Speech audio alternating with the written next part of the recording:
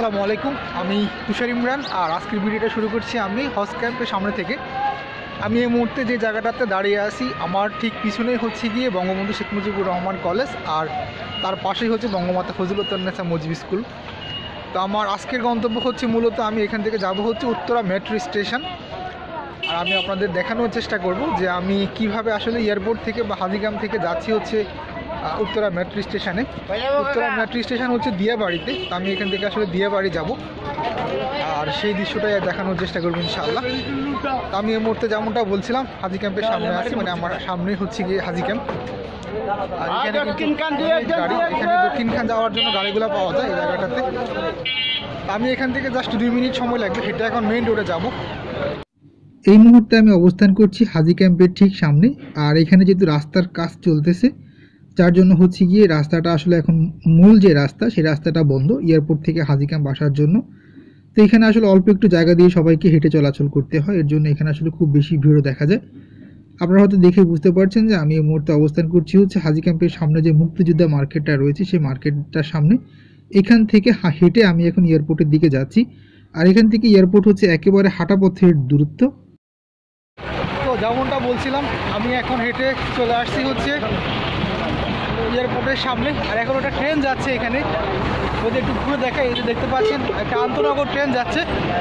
আমি এখন এয়ারপোর্টের সামনে আছি, এখন রাস্তা ক্রস করে অপর পাশে যাব আর ও পাশে গিয়ে আমি বাসে উঠবো। হাজি ক্যাম্পের সামনে থেকে আমি এখন চলে আসছি হচ্ছে রেলগেট। এটা হচ্ছে এয়ারপোর্ট রেলগেট, বা এটাকে অনেকে রেল ক্রসিংও বলে। এটা এয়ারপোর্টের সামনের যে জায়গাটা, একেবারে এয়ারপোর্টের সামনেই বলা চলে যে এই জায়গাটা অবস্থিত। তো এখানে আসলে রাস্তার দুপাশে কিন্তু অনেক ধরনের ফলমূলের দোকান দেখতে পাবেন আপনারা। একই সাথে হচ্ছে এখানে জামা কাপড়ের দোকানও রয়েছে। আপনারা দেখেই বুঝতে পারছেন এটা হচ্ছে বিমানবন্দর রেলওয়ে স্টেশন। তো এখন আমি এখান থেকে আবার রাস্তা ক্রস করার জন্য একটু সামনে যাব, গিয়ে আমি ফুটওভার ব্রিজ দিয়ে রাস্তার অপর পাশে চলে যাব। আর আমার গন্তব্য হচ্ছে এয়ারপোর্ট থেকে আমি যাব হচ্ছে উত্তরা দিয়াবাড়িতে, মানে দিয়াবাড়ি মেট্রো স্টেশন যেখানে। তবে আমি মেট্রো দিয়ে যাব না, আজকে আমার ওদিকে একটু কাজ আছে, সেই জন্য আমি ওখানে যাচ্ছি। আর এই ভিডিওতে আমি আপনাদেরকে দেখানোর চেষ্টা করব যে আসলে উত্তরা এয়ারপোর্টের সামনে থেকে আমি মূলত কিভাবে যাব হচ্ছে মেট্রো স্টেশনে বা দিয়াবাড়িতে। তো আমি এই মুহূর্তে এয়ারপোর্টের সামনে রয়েছি, আর এয়ারপোর্টের সামনের যে দৃশ্যগুলো সেই দৃশ্যগুলো আপনাদের দেখানোর চেষ্টা করছি। রাস্তার ঠিক অপর পাশেই হচ্ছে গিয়ে বিমানবন্দর। তো বিমানবন্দরের সামনের এই জায়গাটাতে আসলে অনেক দোকান বসে, যেমনটা আপনাদেরকে আগেও বললাম।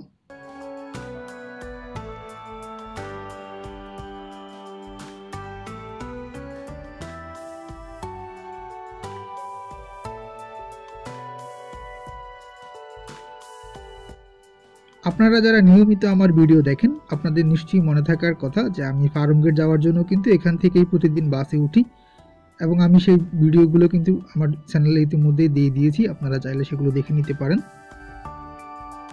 তো যেমনটা বলছিলাম আমি এখন যাচ্ছি হচ্ছে ফুটওভার ব্রিজের দিকে, আর এখন যাব হচ্ছে রাস্তার অপর পাশে। তবে মজার ব্যাপার হচ্ছে প্রত্যেক দিন আমি এসে 10-15 মিনিট দাঁড়াই থাকি হচ্ছে বঙ্গবন্ধু এভিনিউর জন্য, গাড়ি নাই।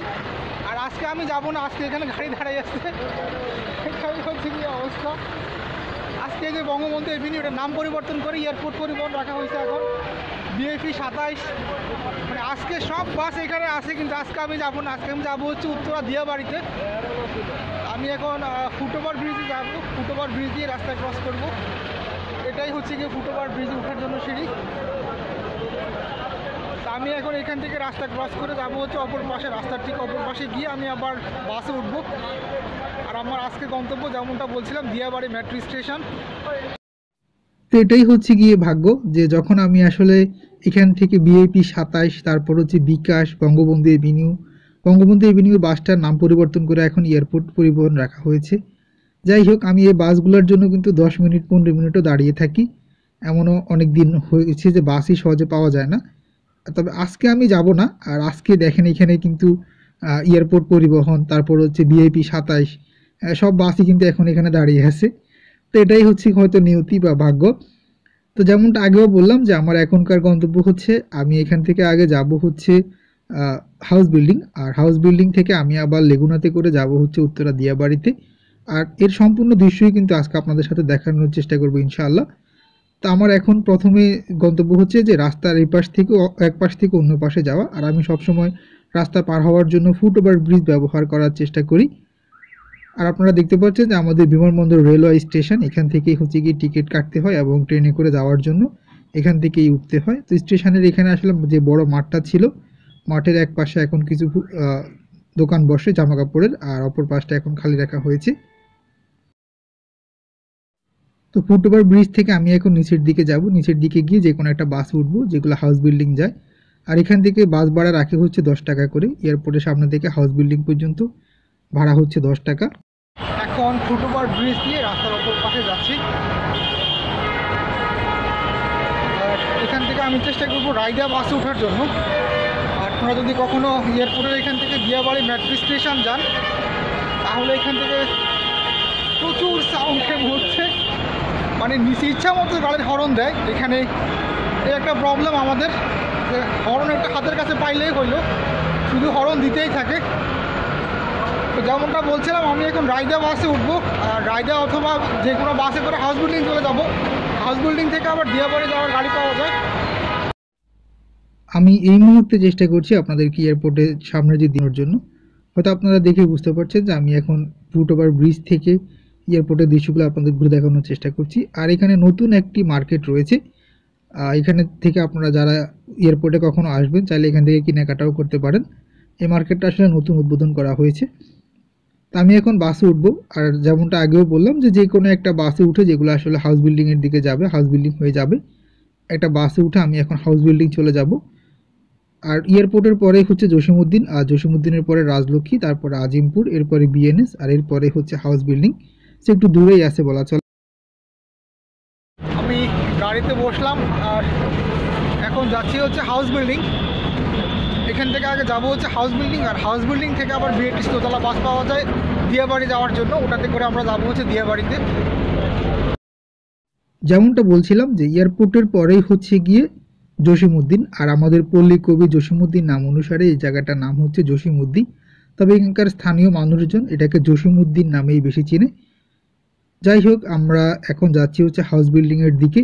আর জসীমউদ্দিন পরেই হচ্ছে গিয়ে রাজলক্ষ্মী। রাজলক্ষ্মী মূলত হচ্ছে আমাদের নায়ক রাজ্জাক, আর তার ওয়াইফের নাম লক্ষ্মী। আর তার ওয়াইফের নাম অনুসারে তাদের দুজনের নামকে একসাথ করে জায়গাটার নাম হয়েছে রাজলক্ষ্মী। রাজলক্ষ্মীর পরে আবার হচ্ছে আজিমপুর। আজিমপুরের পরে এখানে রয়েছে বিএনএস, আর বিএনএস এর পরে হাউস বিল্ডিং। তো আমরা এখন এসে পৌঁছলাম হচ্ছে আজিমপুরে। তো আমরা এখন আসি হচ্ছে আজিমপুরে। মূলত আমি এয়ারপোর্ট থেকে উঠছিলাম। এয়ারপোর্টের পরে হচ্ছে জসীমউদ্দিন, আর জসীমউদ্দিন পরে হচ্ছে গিয়ে রাজলক্ষ্মী, রাজলক্ষ্মীর পরে আজিমপুর, সামনে হচ্ছে বিএনএস, এরপরে হাউস বিল্ডিং। মানে আমি কাছাকাছি চলে আসছি। আর ওই ড্রাইভার মামাকে দেখতে পাচ্ছেন। আমি এখন পিছন থেকে আবার সামনে এসে বসলাম। আজিমপুর থেকে আমাদের গাড়িটা এখন আবার ছেড়ে দিল হাউস বিল্ডিংয়ের দিকে। এটা মূলত গাজীপুর পরিবহনের একটা গাড়ি। এটা গাজীপুর চৌরাস্তা ওই দিকটাতে চলে যাবে। আর এটা যাবে হচ্ছে গিয়ে ফ্লাইওভারের উপর দিয়ে। আমরা ফ্লাইওভারের উপরে এখানে নেমে যাব। আমরা এখন যে জায়গাটাতে চলে এসেছি এটা হচ্ছে বিএনএস।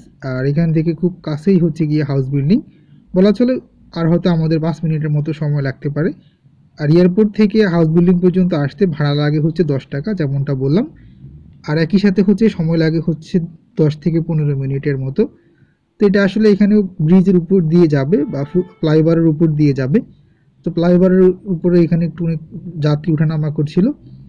আর এরপরে আমরা ফ্লাইওভারের উপরে উঠে গেলাম। এই গাড়িটা এখন এখান থেকে চলে যাবে হচ্ছে গাজীপুরের দিকে। গাজীপুরে গিয়ে তারপর হচ্ছে কি গাজীপুর চৌরাস্তা ওই পাশটাতে যাবে। আর আমি এখন নেমে গেছি হচ্ছে হাউস বিল্ডিং।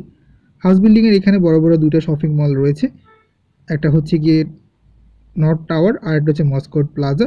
হাউস বিল্ডিংয়ের পরেই হচ্ছে আবদুল্লাপুর, মানে ঢাকার সর্বশেষ সীমানায় হচ্ছে কিন্তু আবদুল্লাপুর। এখন ব্রিজের উপরে এসে নামলাম। আর রাস্তার ঠিক অপর পাশে গিয়ে এখানে সিঁড়ি পাওয়া যাবে নিচে নামার জন্য।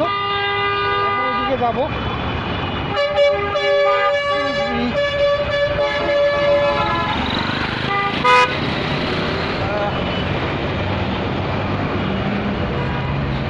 এখন সিঁড়িতে ওঠার জন্য যাচ্ছি। আর সিঁড়ি কোন দিকে ওটা বুঝতেছি না। আল্লাহ, আমি আসলে প্রথম ব্রিজের উপরে নামলাম, অনেকদিন পর আসছি এদিকে। এখন তো খুব বেশি আসা যাওয়া করা হয় হচ্ছে মতিঝিলের ওই পাশটাতে। যার জন্য উত্তরাতে আর খুব বেশি আসা যাওয়া করা হয় না। আমরা এখন এই পাশটা ক্রস করে, রাস্তাটা ক্রস করে সিঁড়ি দিয়ে যাওয়ার জন্য আমরা এই পাশে চলে আসছি। এখানে সামনেই সিঁড়ি আছে, সিঁড়ি দিয়ে রাস্তা পার হব। আর আমার পিছনে দেখতে পাচ্ছেন এটা হচ্ছে নর্থ টাওয়ার। যেমনটা বলছিলাম, আমি নেমে গেছি হচ্ছে ফ্লাইওভারের উপরে। আর ফ্লাইওভারের উপরে নেমে এখান থেকে এখন আমি সিঁড়ি রয়েছে, সিঁড়ি দিয়ে নিচের দিকে যাচ্ছি। আর এই জায়গাটার নাম হচ্ছে হাউস বিল্ডিং।